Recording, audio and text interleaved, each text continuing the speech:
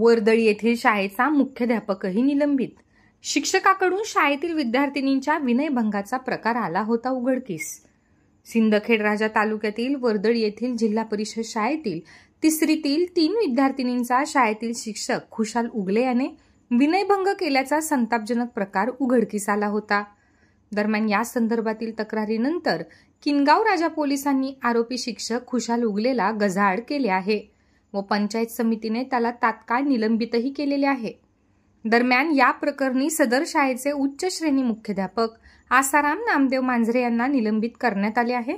शाळेतील शिक्षकाविरुद्ध गुन्हा दाखल झाला असतानाही वरिष्ठांना तातडीने याबाबतची माहिती न देणे तसेच आरोपी शिक्षक खुशाल उगले हा वर्गात दरवाजा बंद करून अध्यापन करीत असल्याचे पूर्वीच निदर्शनास येऊनही त्याबाबत आवश्यक ती कारवाई न करून कर्तव्यातील कसूर केल्याचा ठपका ठेवत मुख्याध्यापक आसाराम नामदेव मांजरे यांना निलंबित करण्यात आले आहे.